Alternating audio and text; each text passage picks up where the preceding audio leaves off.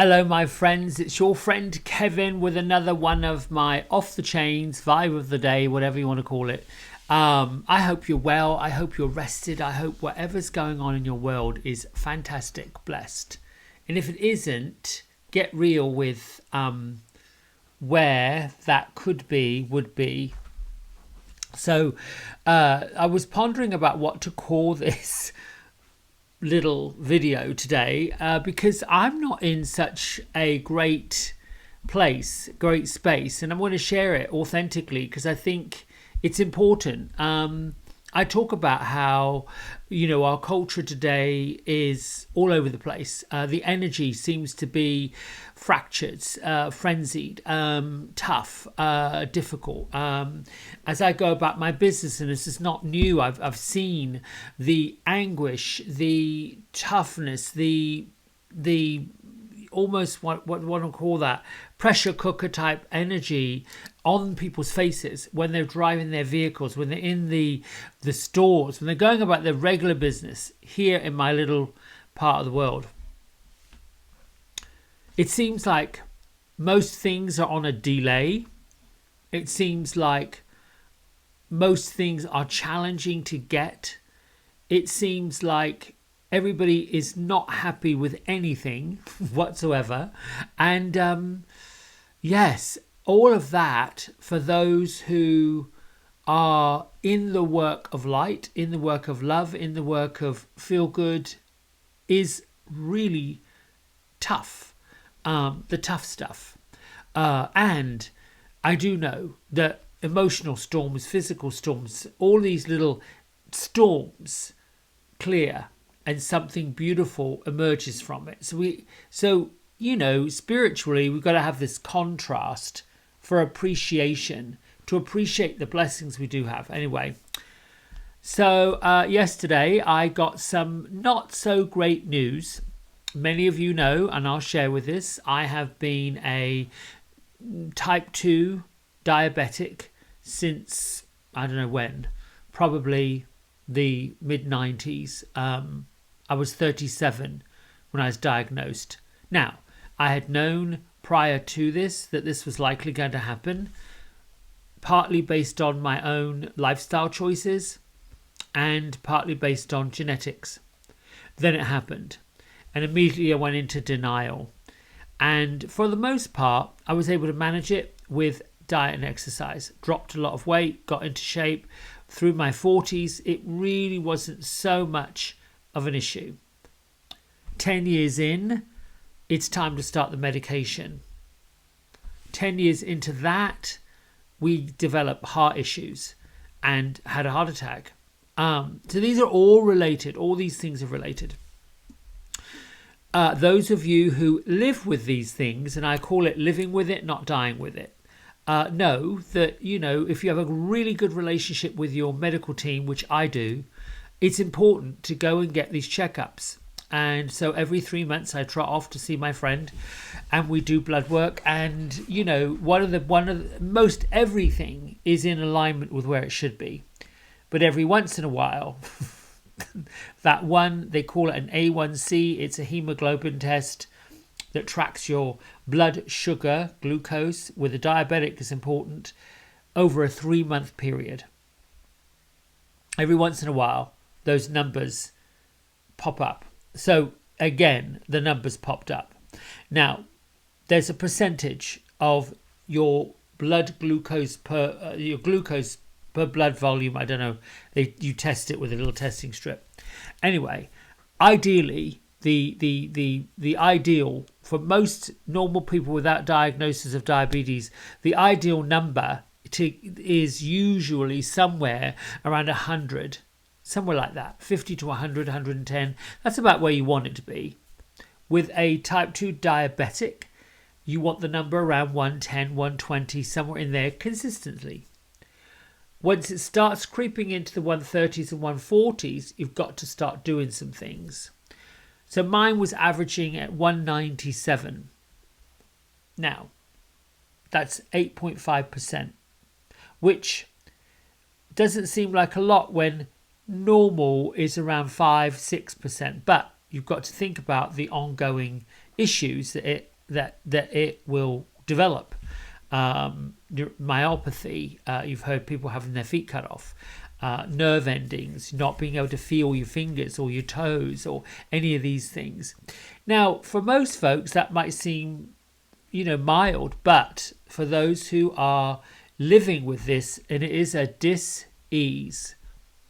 I use those, instead of that one word, it's a dis-ease, something out of whack. It's really tough.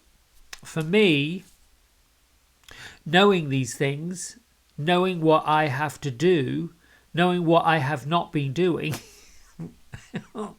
there's a tendency for me to slide down underneath a place that's not pleasant, emotional, spiritual.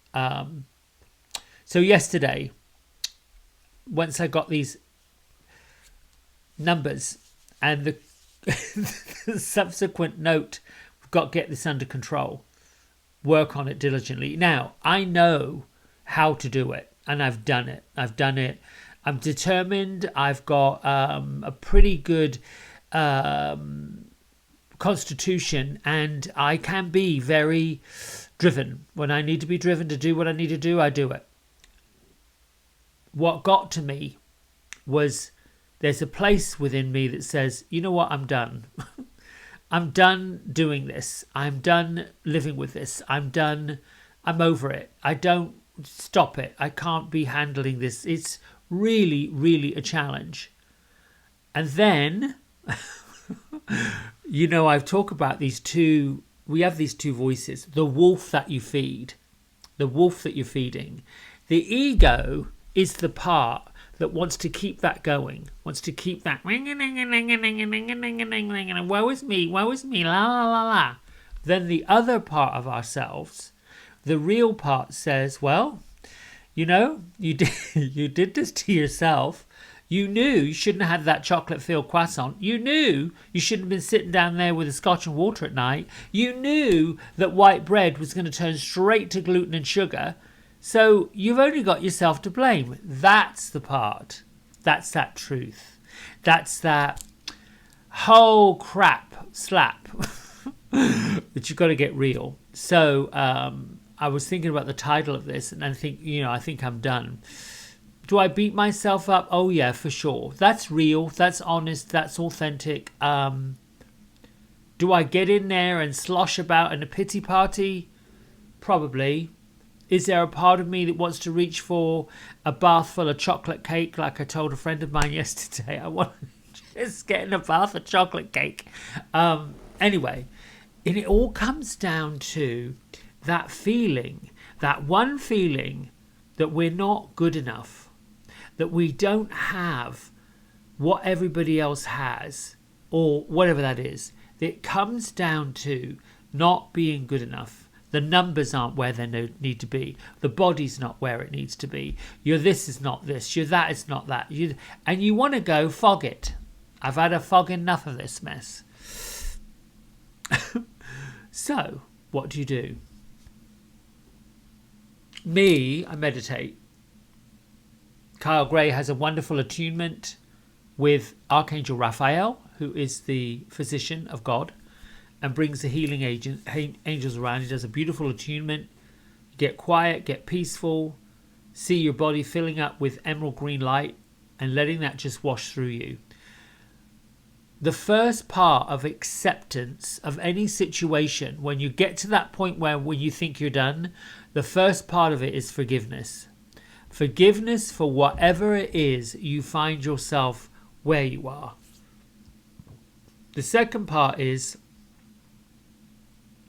understanding that you are enough, and there is a really good reason this is showing up. There's a really good reason this is coming up, and there's a really great opportunity, and I got goosebumps, so I know that the angels are like, they're here. There's a really great opportunity to level up and move forward.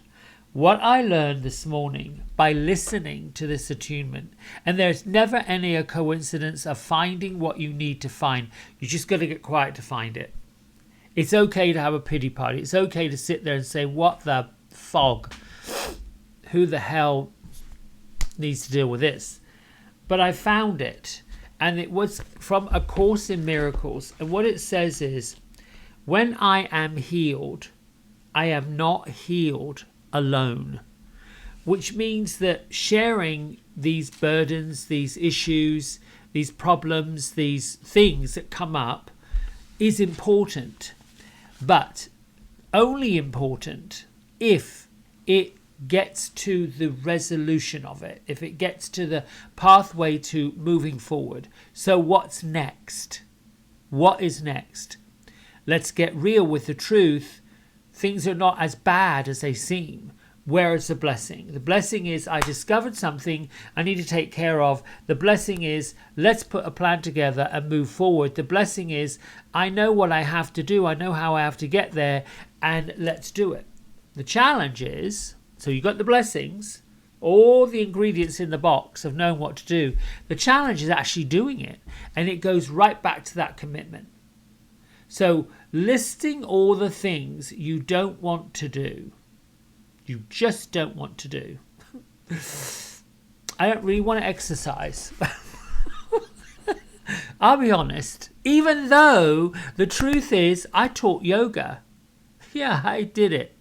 I loved teaching yoga. I loved practicing yoga. But I'll admit, I have not been on my yoga mat in a year and a half. Now, do I want to blame COVID? I could blame any number of things if I wanted to blame. But where does that get me? What does that do?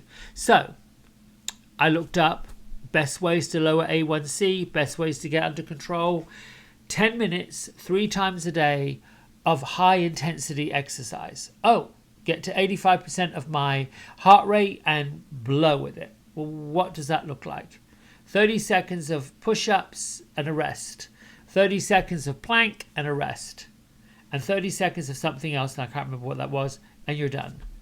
I'm like, ooh, yeah, I can pull my heart rate up 10 minutes, and then go back to my business, do it again, go back to my business, do it again, go back to my business. 3 times at 10 minutes, that would be, oh, that is easy. That is, to me, oh yeah, let's get this out of the way. Then I looked up and did some more research and discovered you can keep your heart rate at whatever, 85% of whatever it needs to be. Me, I've got to do it at 60 because only 3/4 of my heart works. And that's fine. You can do it for 30 minutes in a stretch, but this high impact resting is what burns, is what does the burning. Anyway, I got excited. So my nugget for you is, there's got to be something in this pit of pity that gets you excited. And then I landed on a quote I found a while ago, which says, when I level up, there is a new level. So this lights me up in so much to tell you and share with you, leveling up to where you are and knowing you've had enough of where you've been gives you the opportunity to level up to a brand new level. Growth is not easy. If you think about a seed that goes in the ground in the dark and hopes to goodness it gets fed with water or whatever nutrients it needs, and then pushes up through the ground and then gets burned by the sun, whatever, then it gets chopped up and eaten as a vegetable. There is always a journey, always a journey, always a journey, always a journey. Also, we're not on our own with this journey. So, my journey to better health keeps me here on the planet for longer. That's a nugget. Understands that, listen, it's not a big step. It's just really 1 percentage point, or 1.5 if I want to be honest, which is not a difficult thing to do. Taking on everything and anything I put in my mouth and eating. And then taking a pause with, do I really want that? Is that leveling up to the new level? And understanding that there are triggers. For me, my trigger's food. So when I'm not really at my best, when I'm not really feeling it, that's when I know, ding, ding, ding, ding, there's a trigger going on. And I'm reaching for something that I know is not really nutritious. It's not really benefiting my body. So all of these is leveling up to the new level. It's giving me the honesty and the truth that I need, that keeps me from making that 8.5 whatever go to 9. It's been 9. It's been more than that. The highest I think my blood sugar was like 11-12% when I first got diagnosed. That was tough. That's like having a blood sugar number in the 2s and 300s. That's dangerous and very, very unhealthy. All right, that's enough about me, enough about sharing that. Let's get to the cards and see what the angels have to say to all of us. There we go. Let's put this camera on there. All right. Father in the sky, Mother in the earth, angels of healing, love and light, thank you for stepping in where you've always been. And thank you for revealing to all of us, myself included, what we need to see, what we need to know, where we need to go.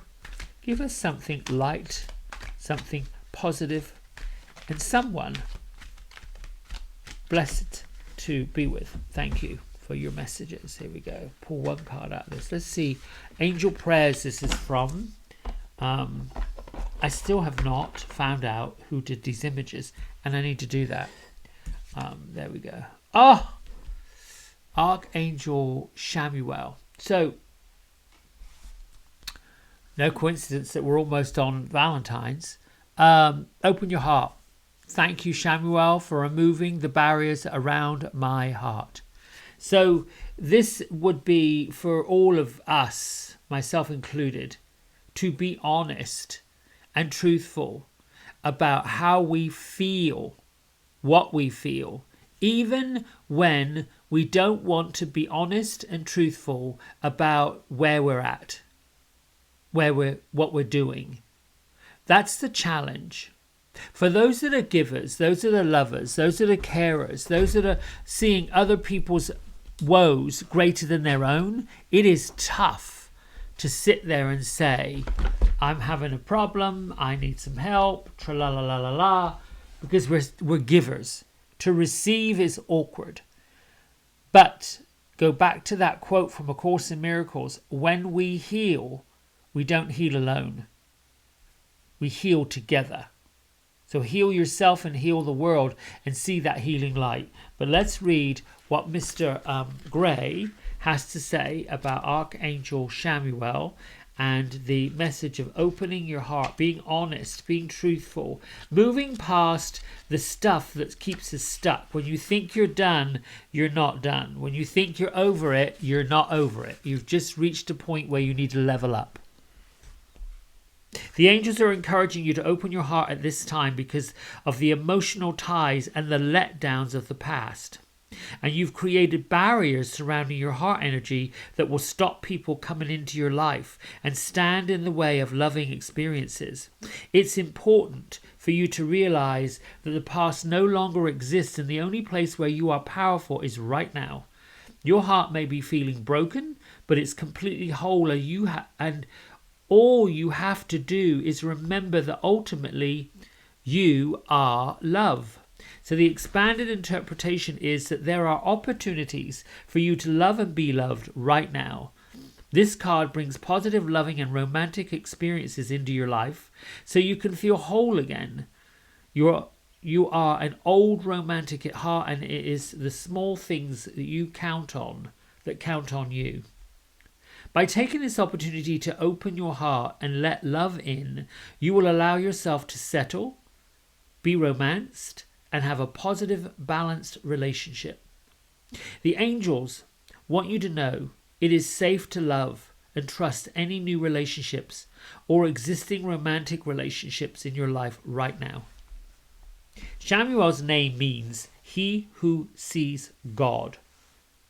And he's the angel of love. His aura is pure white and ruby, and his purpose is to help us see opportunities to love. When he shows up in a reading, he can signify a soulmate bond or a relationship. He helps us enjoy our loved ones and feel a sense of peace concerning our purpose. which is to be happy and fulfilled. I think it's wonderful that we're coming up on Valentine's. And if you're someone who feels lonely or alone or is single and looking for that special person, be open to it. For me, I get that unconditional love from all the dogs. And I'm quite okay with it. Now, if someone were to pop into my life as a permanent fixture, like a pair of slippers, and they can find a space within this canine castle, so be it. But I'm quite whole and complete. The one area I think that card speaks to for me is loving myself more, accepting myself more, and being okay with being good enough more. All right, my friends, I love you. Thanks for listening. Thanks for tuning in. Please don't forget to like and subscribe and get this out to as many people as possible. Take it easy. Until next time. Bye.